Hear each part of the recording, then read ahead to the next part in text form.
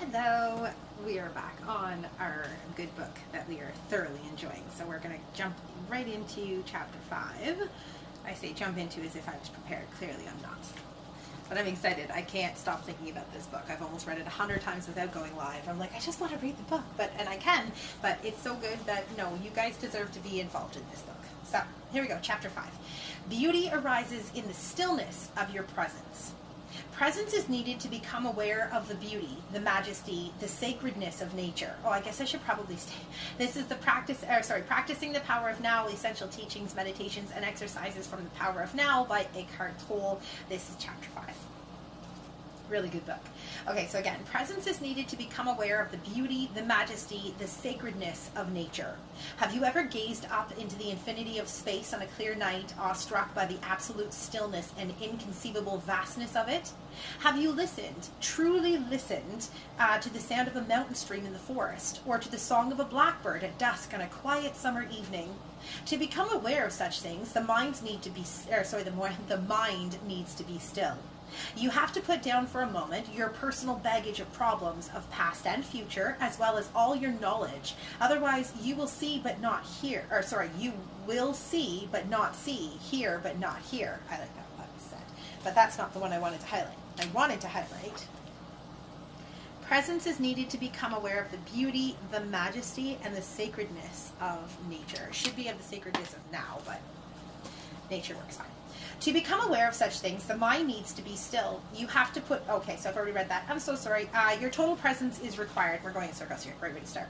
Beyond the booty, I feel like I should start again. This is a horrible reading. Beyond the beauty of the external forms, there is more here, something that cannot be named, something ineffable, some deep inner holy essence. Whenever and wherever there is beauty, this inner essence shines through somehow. It only reveals itself to you when you are present. Could it be that this nameless essence and your presence are one in the same? Would it be there without your presence? Go deeply into it. Find out for yourself. Beyond the beauty of the external forms, there is more here. Something cannot be named. It can't be named. That is what is important. It doesn't require a name. Everything seems to require a name. It isn't something until it's been titled. Well, that's ridiculous, because you can bring me a titled object. You can bring me a couch, for example. This is a couch. It is not just a couch. Going to watch yesterday and watch today's. Excellent. Yes, yesterday was absolutely phenomenal. So yes, don't miss yesterday's. That was really, really good. And I actually described things and got into it instead of like the first one where I just read. Yesterday's I actually gave Val's input. So, okay, realizing pure consciousness. Whenever you watch the mind, you withdraw consciousness from mind forms, which then becomes what we call the watcher or the witness. So again, whenever you watch the mind, you withdraw consciousness from mind forms, which then becomes what we call the watcher or the witness. Consequently, the watcher, pure consciousness beyond form, becomes stronger and the mental formations become weaker. When we talk about watching the mind, we are personalizing an event that is truly of cosmic significance. Through you, consciousness is awakening out of its dream of identification with form and withdrawing from form.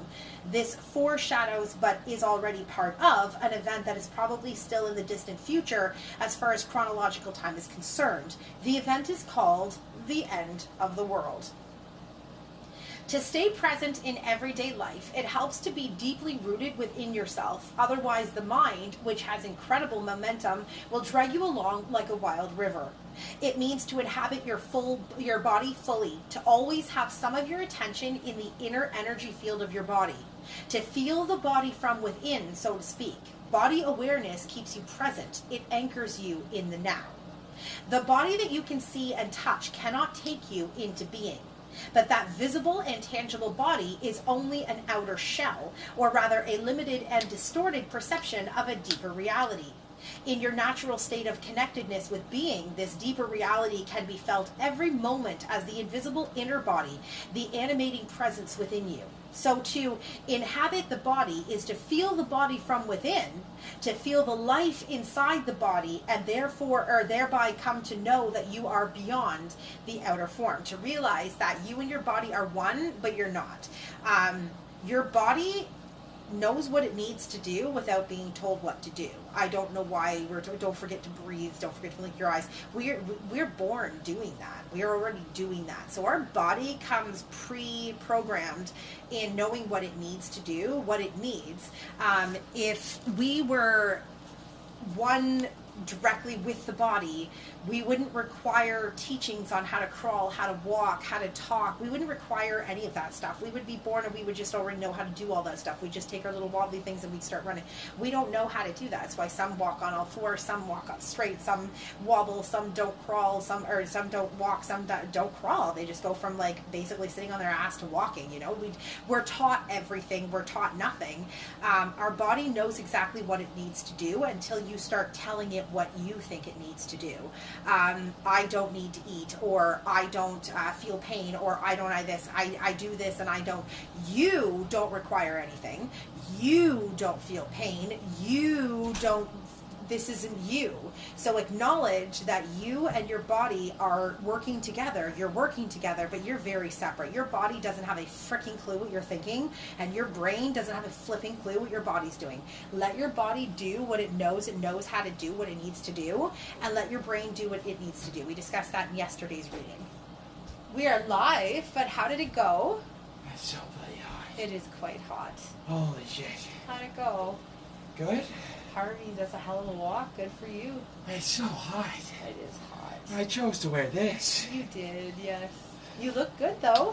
I don't care, I'm hot. Holy hell. Did it go well? I just handed it in. Oh, okay.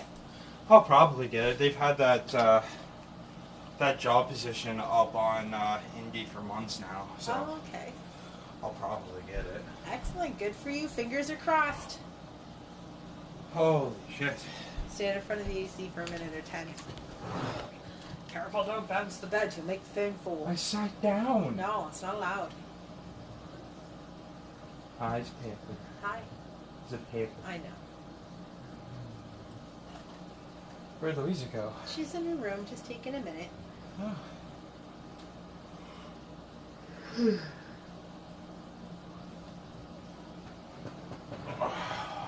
Okay, I'm just trying to find where we were. I'm not reading ahead without you guys.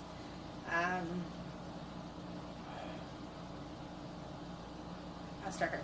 You are cut off from being as long as your mind takes up all your attention.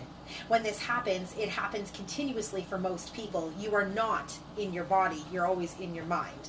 The mind absorbs all your consciousness and transforms it into mind stuff. You cannot stop thinking. To become conscious of being, you need to reclaim consciousness from the mind. This is one of the most essential tasks of your spiritual journey. It will free vast amounts of consciousness that previously had been trapped in useless and compulsive thinking. A very effective way of doing this is simply to take the focus of your attention away from thinking and direct it into the body, where being can be felt in the first instance as the invisible energy field that gives life to what you perceive as the physical body. So they're saying here, when you get into those modes where your brain just can't stop, mine does that all the time. It just runs. You can't do anything in this moment. Your mind's got 1,000 thoughts on tomorrow, on bills that need to happen tomorrow or in 5 minutes, things that have plans, things that aren't going to happen in this moment. And then your brain doesn't know what to do. It just runs because it wants to, it's planning, it's preparing, but there's nothing you can do. So your body's starting to feel anxious, starting to feel annoyed, your brain is running. Stop. When your brain starts to run about things that you can't control in this moment, focus on your body. Focus on breathing. I don't know why. They just keep saying focus on your breathing. If you can't focus on anything else, focus on your breathing. Listen to your breathing. Focus on it. Listen on it. If you don't want to focus on breathing, that's okay. I don't know. Some people have an elastic. They just flick an elastic to kind of just, bring them back. You need to focus on the physical. Focus on the right now. You're in the right now. Your brain has to stop. I've got a million things going on right now. I used to run around crazy. My stomach is a little anxious because I am still trying to deal with things and be in the moment. But in this moment, there's not a damn thing that I can do. It is 5 o'clock. Everything that I need is closed right now. We are done until Monday. So for the rest of the weekend, I'm going to do my very best to just let my mind realize that there's nothing you need to do right now. There's nothing you can do, even if there was something that you need to do. So right now, just be in the moment. I'm here. We're okay. Everything is okay. And as of Monday, we will pick up where we left off and we'll do what we need to do. But right now, in this moment, there's not a damn thing that needs to be done. So breathe. You've got this. It's all good. Could you? I would ask if you could be any louder, but I know you could. My goodness. Aww. My buddies. He wants some loving. He won't come in my room anymore. He senses something in here and won't come in here.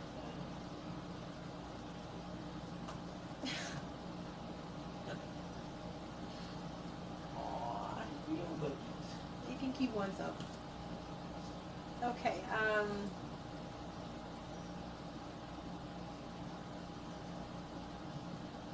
don't know. I think I read that. Yeah, you. I'm sorry, I'm a little everywhere today. Need to reclaim consciousness of being in the mind, perceive as the physical body.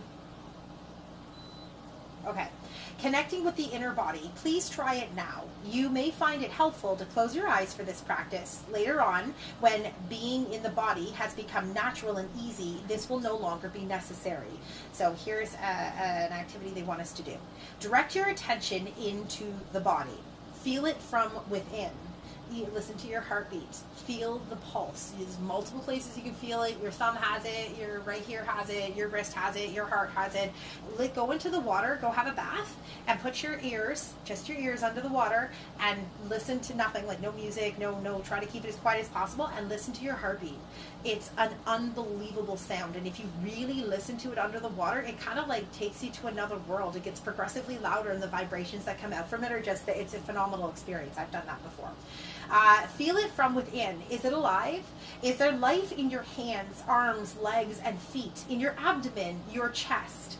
Can you feel the subtle energy field that pervades the entire body and gives vibrant life to every organ and every cell? Can you feel it simultaneously in all parts of the body as a single field of energy? Keep focusing on the feeling of your inner body for a few moments. Do not start to think about it. Just feel it. The more attention you give it, the clearer and stronger this feeling will become. It will feel as if every cell is becoming more alive, and you have a strong visual sense. You may get an image of your body becoming luminous. Although such an image can help you temporarily, pay more attention to the feeling than any image that may arise. An image, no matter how beautiful or powerful, is already defined in form, so there is less scope for penetrating more deeply. I like that statement. So, an image, no matter how beautiful or powerful, is already defined in form, so there is less scope for penetrating more deeply. Going deeply into the body. To go even more deeply into the body, try the following meditation. 10 to 15 minutes of clock time should be sufficient. Make sure first that there are no external distractions, so obviously me doing this live wouldn't make sense, such as telephones or people who are likely to interrupt you. Sit on a chair, but don't lean back. Keep the spine erect. Doing so will help you stay alert. You're not just getting comfy. It's not telling you to get comfy. It's actually telling you to pay attention. Alternatively, choose your own favorite position for meditation. Make sure the body is relaxed. Close your eyes. Take a few deep breaths. Feel yourself breathing into the lower abdomen, as it were. Observe how it expands and contracts slightly with each in and out breath. Then become aware of the entire inner energy field of the body. Don't think about it, feel it. By doing this, you reclaim consciousness from the mind. If you find it helpful, use the light visualization I just described. When you can feel the inner body clearly as a single field of energy, let go, if possible, of any visual image and focus exclusively on the feeling. If you can, also drop any mental image you may still have of the physical body. All that is left is an all-encompassing sense of presence or beingness, and the inner body is felt to be without a boundary. Then take your attention even more deeply into that feeling. Become one with it. Merge with the energy field so there is no longer a perceived duality of the observer and the observed of you and your body. The distinction between inner and outer also dissolves now, so there is no inner body anymore. By going deeply into the body, you have transcended the body. Stay in this realm of pure being for as long as feels comfortable, then become aware again of the physical body, your breathing and physical senses, and open your eyes. Look at your surroundings for a few minutes in a meditative way, that is, without labeling them mentally, and continue to feel the inner body as you do so. So when you wake up, don't look at the wall, be like, that's a wall, that's a chair, that's a leg, don't label things, remove them. There's so much more than that. That's why we're stuck in things. Having access to that formless realm is truly liberating. It frees you from bondage to form and identification with form. We call it the unmanifested, the invisible source of all things, the being within all beings. I'm going to have to try this later. It is a realm of deep stillness and peace, but also of joy and intense aliveness. Whenever you are present, you become transparent to some extent to the light and the pure consciousness that emanates from this source. You also realize that the light is not separate from who you are, but constitutes your very essence. When your consciousness is directed outward, mind and world arise. When it is directed inward, it realizes its own source and returns home into the unmanifested. Then, when your consciousness comes back to the manifested world, you reassume... Yes?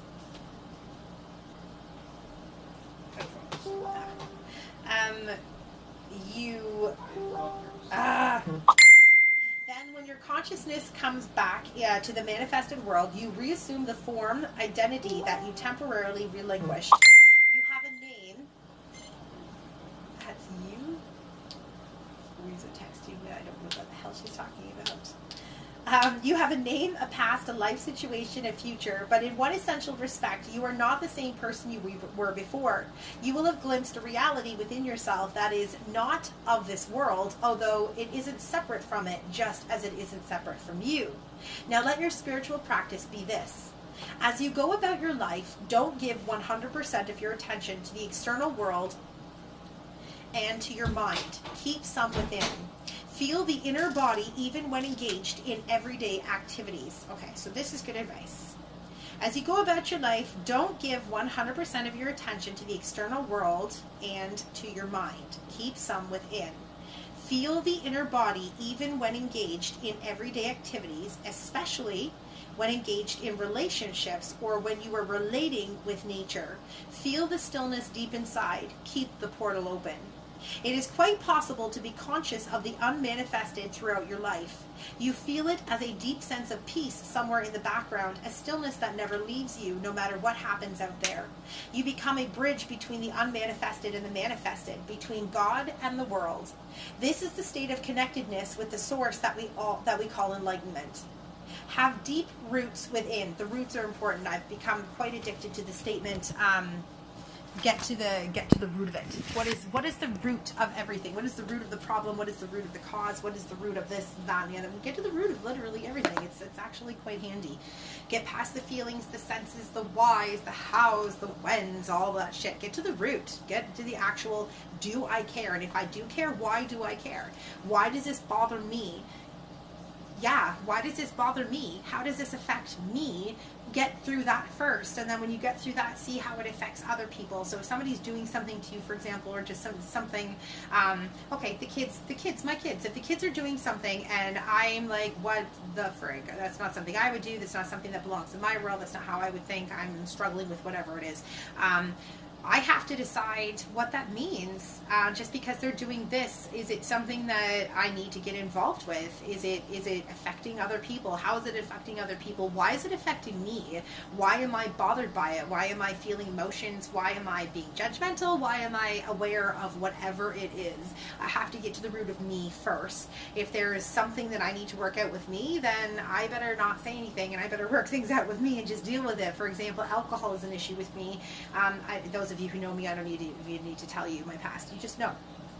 So due to circumstances with exes, with my husband, I've struggled with alcohol, and my kids drink. They're adults, and for the longest time I was like, oh my god, I can't believe how selfish you are bringing alcohol into the house, and I'm seeing it and I have to watch it, and certain cans really triggered me, and I had to get over that. I had to realize that the alcohol was not the problem, and the smell wasn't the problem. The cans were not the problem. The ones that they were bringing home were not the problem. The alcohol had nothing to do with it.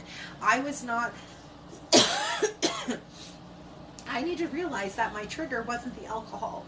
The trigger was the person who made the situation what it was and used alcohol. It was like putting a gun on the table. It's just a gun. It is nothing more than a gun until somebody picks it up and puts a bullet in it and aims it at somebody's head and pulls that trigger. It is just a gun. That alcohol is just an alcohol bottle. It's just a bottle. It's just booze. It's just liquid until somebody picks it up and drinks it down and treats me the way that previous people who have drank treated me. And my kids have certainly never done that. So I progressively started to detach myself from the problems with alcohol, realized the problem wasn't the alcohol. It was my partner when he drank the alcohol and things, how they became. My kids don't put me through that. So now I can see the alcohol. It's still there. I'm still dealing with stuff, right? But instead of saying anything, instead of having a mental breakdown, PTSD or crying or just like any reaction at all, now it's just breathe, walk past it. They are not him. You are not in that moment. These are good people. They are very good people, and they are not harming you, and they don't want to hurt you, and they went through that too. I have to realize that too. So I had to learn how to remove my emotions that I attached to a thing that became a huge trigger that I was stopping everybody from bringing into my life, their life, which isn't fair. You're adults, you're individuals. I don't care what age you are. You're an individual, and if this is what you've chosen to do, I have to put thought into how that affects me, and if it affects me at all, and if it does, why? Why? Is it a problem with me that I need to work through, or is this really something that's not okay? There's certain conditions, obviously. You don't want to, I personally don't think, I don't know. There's certain circumstances where you make your choices, but that doesn't mean you have to be in my house. I don't have to judge your choices. Murderers and rapists and pedophiles and liars and gossips, I don't care how big or how small your lies are, how big or small your dirty is. It doesn't matter. Who am I to judge, right? But my answer is there's no judgment. I don't want you at my table. I'm not okay with it. So if you want to do you, you do you, I guess. I mean, until the world stops you, I suppose. But I don't want you at my table. So that's where free will comes into play without judgment. I have the free will to say that in my life, in my world, I'm not okay with, we're going to say, a rapist. I'm not okay with a rapist sitting at my table, coming and eating in my house and sitting with me and my children. If you're still currently doing it, if you're still interested in it, if you haven't done it, I don't know. I suppose in a year or years, I don't know if you have worked through something. We'll talk, I guess. How often do you forgive your brother? I forgive my brother thousands upon thousands upon thousands of times. That is very important. That is very important. To stand face to face with somebody who's done something horrible, I've had that opportunity. I remember when my husband at the time was in creep catchers, and he was called in, and I was with him. I wasn't supposed to be there, but he took the call. We just happened to be in the right location. And the man came out of Tim Hortons. We parked the truck in front of his car so he couldn't drive off. And there's my husband trying to, get the stuff he needs from the evidence and stuff so the police can take him down. And I'm staring at this man standing in front of my truck. And I know what he's there for. He thought he was meeting a 12-year-old woman, and it doesn't matter how old he is. He's definitely a lot older than this 12-year-old girl. And I'm thinking of my babies at home. And I remember calling my husband over, and I said, you have two choices. You either let me run him over, or you let me go home, because I can't sit here and watch him walk away. I can't stand here and watch him walk away. He's going to be picked up by the police. He's going to be put in the revolving door system that is our jails, and he's going to be released again, and he is going to actually harm somebody. He could actually harm somebody. He thought he was here for a 12-year-old girl, and I can't be here for this. And it was really hard. He sent me home, obviously. It didn't kill anybody, but that was a hard situation. So to say, yeah, I forgive you, it's easy to say, but when you're faced with it, somebody says, I really messed up, and I'm not that person anymore. You gotta give them a chance. You gotta. I'm talking like not yesterday you were murdering and today you're not. But you really got to prove yourself, yes. But I'm sorry, even Lucifer deserves forgiveness as per the Bible. He deserves forgiveness. And it's kind of funny, you know, God sent him down to earth and gave him a whole world. So this whole world is yours. We are living in Satan's world right now. This is hell. If you look at the description of Bible, you will burn every day. Well, that's what the sun does. I'm not brown, I'm white. And yet I'm brown every summer, because this is what the sun does. It burns you every summer. You want to talk about the demons that rip your limbs out and tear you apart and poke and prod you and torture you for all of eternity? I would like to introduce you to the human race. We are each other's demons. Your loved ones are your most lethal enemy. They're worse than the strangers out there who don't know you. Your family has more information on you than anybody else, and they hurt you more than anybody else. The others will attack your physical, but it is the ones that you trust, that you keep the closest, that lie to you, that tear your heart apart, that go for your mental. They go for your mental. They rape you, they beat you, they mentally, physically, emotionally destroy you. Usually when the enemy comes in, it's only for one purpose. They're just trying to get information from you. But when somebody that's close to you comes at you, they're not just trying to destroy you, get information from you. They want you done. They want you done. They don't just attack your physical or this, that, or the other thing. We've used secrets and precious things against each other. That's what we do. And it's the human race that are the demons. We are the demons. We are it, guys. I'm sorry. There is no other hell outside of this. You are living in your own hell. We are living in hell right here on earth. If you look up the description of hell and you look up the description of the human race, we are in hell. So it doesn't get any scarier than this until another human comes along, and it's humans that you have to fear. Don't fear the aliens that are coming. Don't fear the unknown that's coming. Don't fear those things. It's the humans you have to be afraid of. It's the government that sends the machines. A machine is just a machine until there's somebody, a human behind the wheel, that decides to press the button that's blowing you up.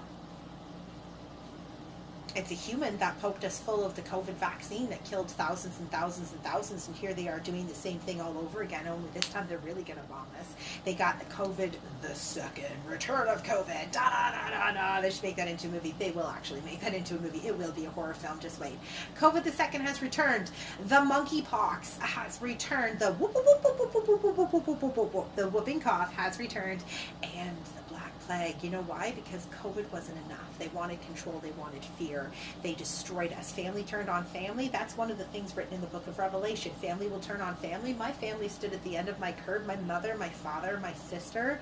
And they said that I was one of the world's worst parents. I was a disgusting creature and a horrible mother that should not have children because I would not get my children vaccinated. And it was kind of funny because the schools went behind all of our backs and said that without your parents' consent, should you choose to go ahead with it, you can. And I told my kids that. I said, if you want to, you can. I cannot stop you. And 2 of 3 said no. My daughter left her job because of that. I don't know anything about it. I'm sorry. I am not okay with that. I'm not a guinea pig. I'm not a guinea pig. And so we sat at home and we said no, and the world turned on us. They turned on us. Do you know anything about the Black Plague? Has anybody paid attention to the Black Plague when it happened way, way back in the day?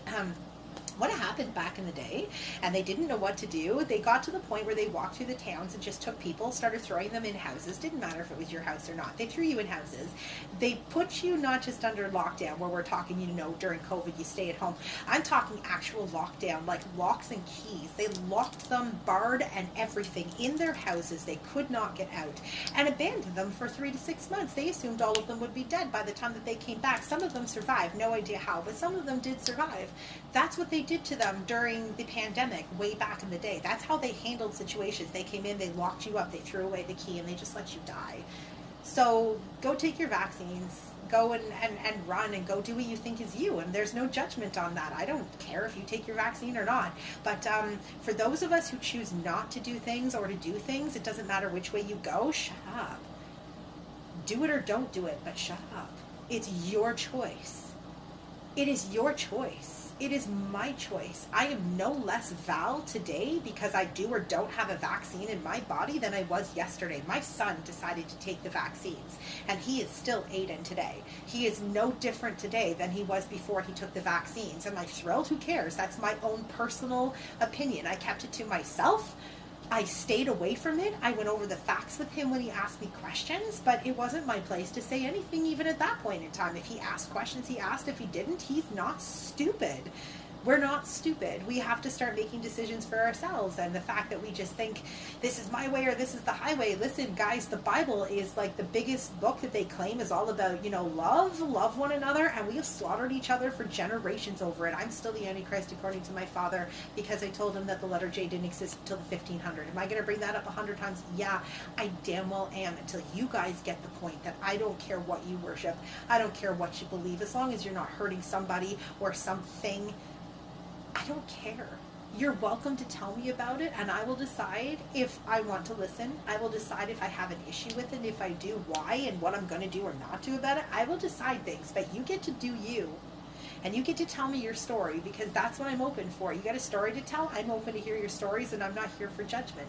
I'm not here for judgment. That's the great thing about your door. Your door opens both ways. You can open it up and say, come on into everybody, and you can deal with that. Or you can open it up and you can say, okay, I'm not going to judge you. It's called free will. You make your choices. You do you, I got me, you got you, okay? But in this house, I'm not okay with that choice. So outside of this door, you do whatever you want to do, but you cannot come in this house with that choice. It's whether it's something I need to work on personally or not, doesn't matter. In my house, this is my choice, but I don't need to condemn you for it. I don't need to go live and post labels on you. I don't need to blaspheme you and attack you and hate you and kill you. Like, oh my God, that was fucking terrifying. I'm sorry for my language, but COVID was fucking terrifying. And to turn around and find out that your family hates you because you're not willing to put chemicals into your system that they don't even know that they did, that's not okay, guys. That is not okay. What's wrong with you people? That was an emergency, and everybody attacked each other. You ran to the store like animals, and you fought each other over frickin' toilet paper. People breaking into people's homes. We got to steal this. What the hell are you going to do with all this stuff? You can't carry it. When they kick you out of your homes, when they force you into the woods, when they make you run, whatever the case is, you can't carry your things. I got you, and you've got me, and you're slaughtering each other over what? Over what? What are you slaughtering me for? Because I didn't take a vaccine and you did? Because you're religious and I'm not? Because you like beliefs and I don't? What the hell is your problem? Really? Humanity just frustrates the hell out of me. We got 1,500 pandemics that are about to come on. It's going to be bad, man. It's going to be bad. I have a prediction. Kamala's going to get in. She's going to run as the presidency for just a very short time. And that short time that she's going to run, man, she's already messed things up. When they find out what she's done, it's going to be bad. Trump looks good, but it doesn't matter what the bigs are doing. You're the ones voting them in. You're the ones voting them in. We are the people. We are the mouth. We are the numbers. We are the pens. We are the ones who say yes and we say no. We keep pointing fingers at the government and at this, that, and the other. You're the ones doing all this shit. You don't like this stuff? Drop it. All these labels. We keep saying we are one. We are one. Really? No. The gay world, they're all one. They got their one flag, their one color, their one beliefs. The Christians, they're all one. They've got their one flag, their one symbols, their one beliefs. The politicians have their one. We all have our one source. That's fine. I don't give a shit what you want to believe in. But this whole, it's got to be my way or the highway, and we've got to separate with titles. I don't care what you say. If you're part of a group, you are not trying to be one with everybody. You're just trying to be one. You're part of a group and you've got a label, you're trying to be one. I'm a Christian, I'm a politician. If you are anything outside of a human, you're trying to push yourself on something. You're following something. You're stuck. You are stuck. You're not going to get any further if you're following one thing. I read 1,000 different books a day. 1,000 different books. I have 1 billion different books everywhere. I'm listening to podcasts. I haven't finished one of them. Not one of them. I don't need to finish one of them. I don't need to finish all of them. I went in, I got what I wanted, and I got out. I go back to them regularly. I take a little bit of this and a little bit of that. I have a little bit of information in everything. I have enough that it's not overwhelming. I'm not stuck following anything. I'm not stuck following anyone. I'm not stuck on any belief. I'm not stuck. I'm not stuck. I burnt a black candle with absolutely no expectations, and I got exactly what I'd anticipated, the burning of a black candle. I read the Bible with no expectations, and I got exactly what I'd anticipated. Absolutely nothing but a wonderful read. You get what you put into it, and if you're going to believe in everything, you're going to follow everything. How many times do I got to say, read the Bible, read the story of Jesus, man. He kept saying, stop following me. They kept saying, how come you speak in languages and not everybody can understand? You speak in parables, we can't all understand. Because it's not meant for you. I'm walking my path. I'm doing my thing. You happen to like what I was saying, what I was doing. You decided to follow me. I didn't call you. You decided to follow me. And then you put all these expectations on me. Heal me and make miracles happen. We want better wine and we're hungry. And I didn't ask you to follow me. I was walking my path and you chose to follow me. You chose to give up your family. You chose to sit here and starve on the hill, and now you're begging me to feed you like he did. But that wasn't what he was doing. And every time they tried to make him a king or make him a god, or why don't you preach in our temples, and why aren't you, he took off. He took off. You're following me. This works for only me. Only me. This only works for me. You may find things in here that work for you, and that's wonderful. But this path right here that I'm walking is my path. You want to flow with me every now and again and take bits and pieces off it? That's absolutely wonderful. But you are never going to get to you if you are following me. You're never going to get anywhere if you're following anything or anybody. You have to follow only you. Dip in this, dabble in that, go explore this and try out that, but you're not going to get there. I have to run to the washroom. Just give me a moment. Sorry, Pepper.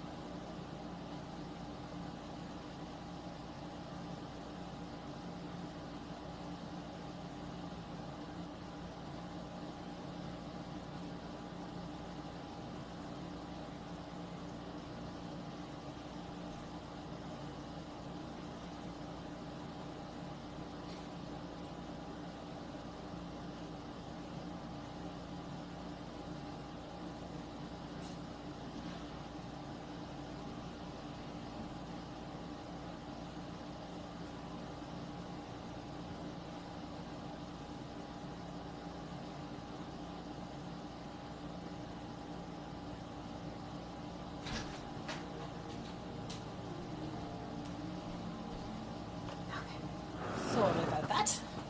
Let's see if I can't get in without my phone falling down on me. All right, let's go back to the book and put the rant on hold for a moment. Have deep roots within. The key is to be in a state of permanent connectedness with your inner body, to feel it at all times. I feel like I've already read this one. I did. Okay. We'll start again. Doesn't matter. This will rapidly deepen and transform your life. The more consciousness you direct into the inner body, the higher its vibrational frequency becomes, much like a light that grows brighter as you turn up the dimmer switch and so increase the flow of electricity. At this higher energy level, negativity cannot affect you anymore, and you tend to attract new circumstances that reflect this higher frequency. If you keep your attention in the body as much as possible, you will be anchored in the now. You won't lose yourself in the external world, and you won't lose yourself in your mind.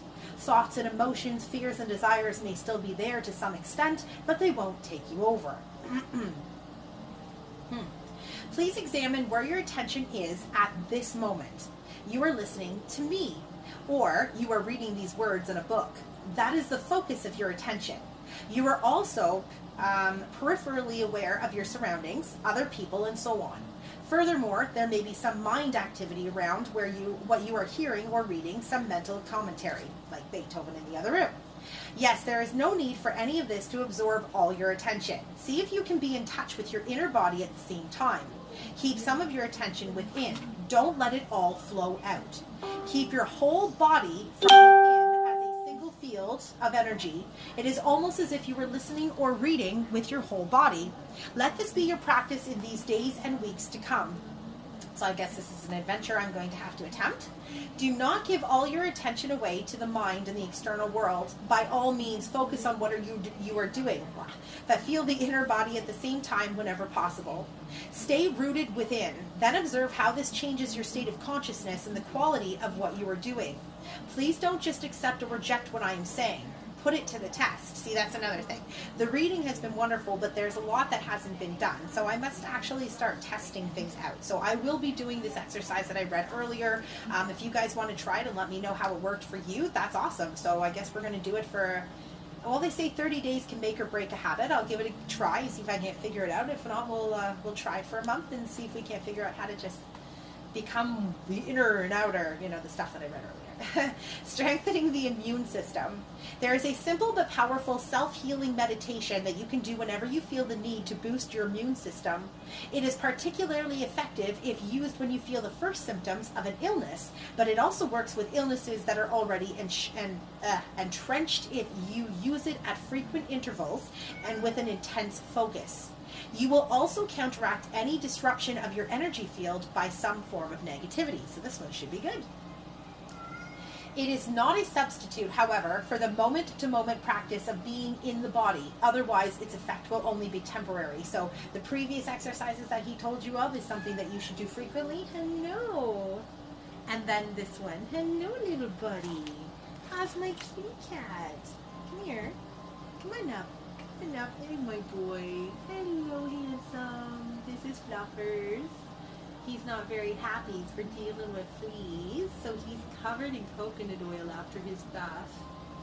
He's not happy at all. Hey, here's my handsome man. Hello, buddy. Hello, buddy. Oh, it's the first time he's been in my room in a couple days as he hates bath time, so he's really angry with me when we go through that. Hello, handsome. I'm gonna lay down on my lap. It's okay with me. Come on in. Make yourself home. I got you. I got you. I got you.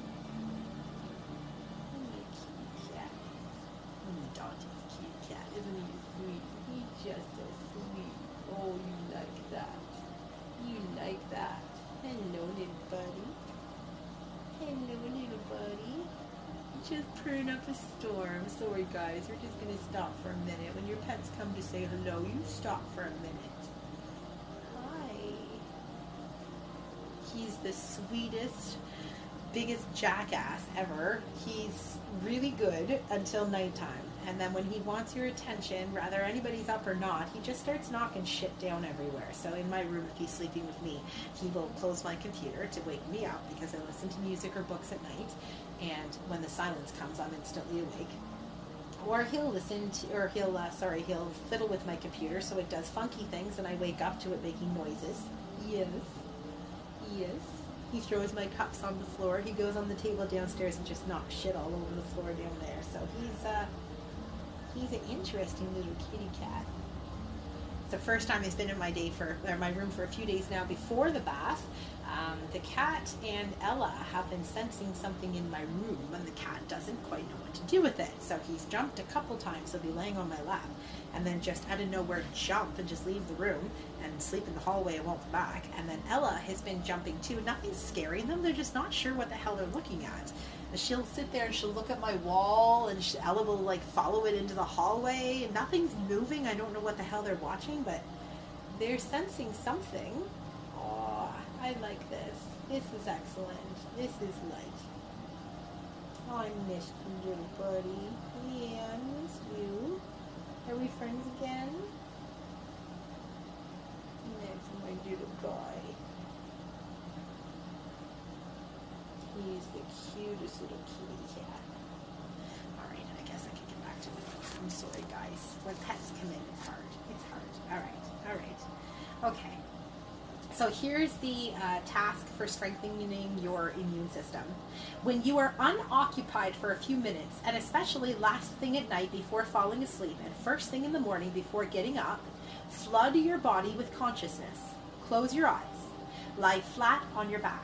Choose different parts of your body to focus your attention on briefly. At first, hands, feet, arms, legs, abdomen, chest, head, and so on. Feel the life energy inside those parts as intensely as you can. Stay with each part for 15 seconds or so. Then let your attention run through the body like a wave a few times, from feet to head and back again. This need only take a minute or so. After that, feel the inner body in its totality as a single field of energy. Hold that feeling for a few minutes. Be intensely present during that time, present in every cell of your body. Don't be concerned if the mind occasionally succeeds in drawing your attention out of the body and you lose yourself in some thought. Hang on, I gotta turn the page. As soon as you notice that this has happened, just return your attention to the inner body. Creative use of mind. If you need to use your mind for a specific purpose, use it in conjunction with your inner body. Only if you are able to be conscious with thought can you use your mind creatively. Sorry guys. And the easiest way to enter that state is through your body. Whenever an answer, a solution, or a creative idea is needed, stop thinking for a moment by focusing attention on your inner energy field. Become aware of the stillness. When you resume thinking, it will be fresh and creative. In any thought activity, make it a habit to go back and forth every few minutes or so between thinking and an inner kind of listening, an inner stillness. We could say, don't just think with your head, think with your whole body. Stop thinking for a minute by focusing attention on your inner energy field. Oh boy, this is going to take some. Let the breath take you into the body. If at any time you are finding it hard to get in touch with the inner body, it is usually easier to focus on your breathing first. Conscious breathing, which is a powerful meditation in its own right, will gradually put you in touch with the body. Follow the breath with your attention as it moves in and out of your body. Breathe into the body and feel your abdomen expanding and contracting slightly with each inhalation and exhalation. If you find it easy to visualize, close your eyes and see yourself surrounded by light or immersed in a luminous substance, a sea of consciousness. Then breathe in that light. Feel the luminous substance filling up your body and making it luminous also. Then gradually focus more on the feeling. Don't get attached to any visual image. You are now in your body. You've accessed the power of now. So I'm going to have to definitely read this again later. Oh, part 2. They split it in half. I won't continue with the next. It's a deep read, and I think I've probably been on here for an hour or so. I try to keep them somewhat decent.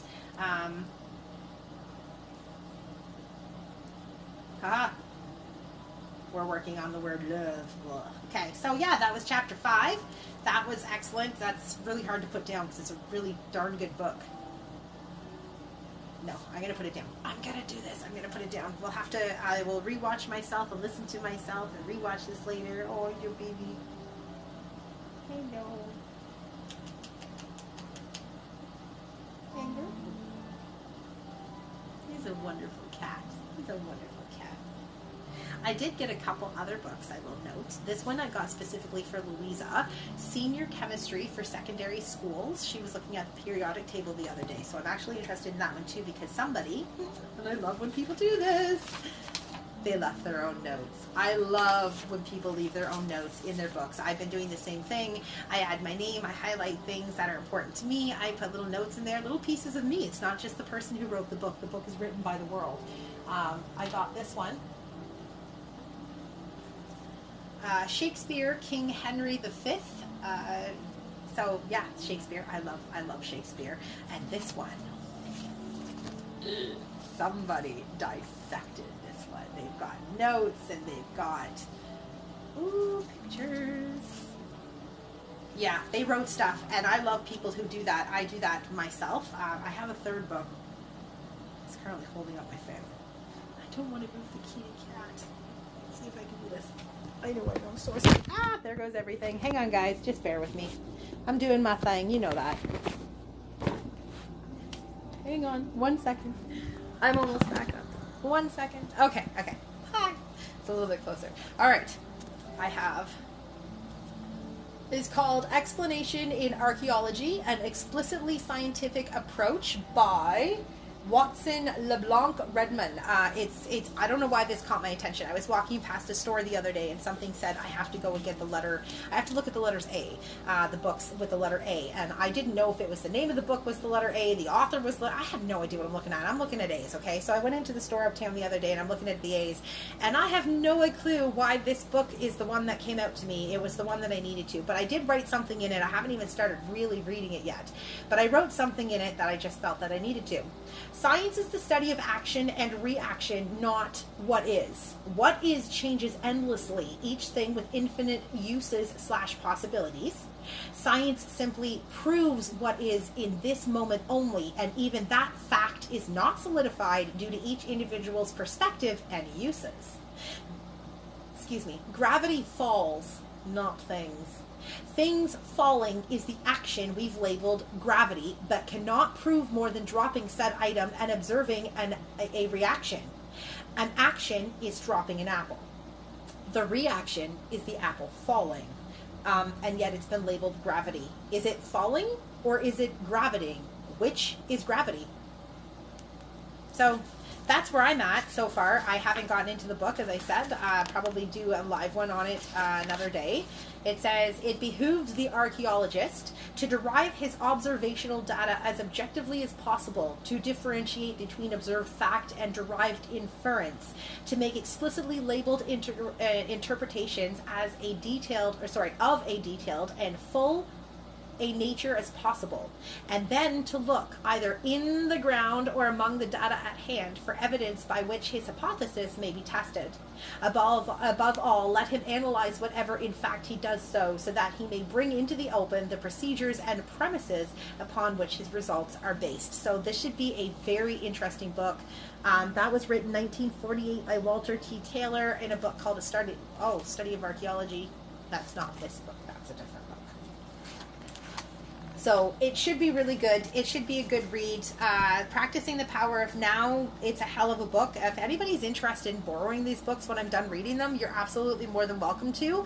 If Louisa doesn't read them or the kids don't read them, usually we take them up to the public library. There's a little place uptown here that's got one of those outdoor libraries, you know, the free ones, so you don't have to sign up for shit and all that stuff.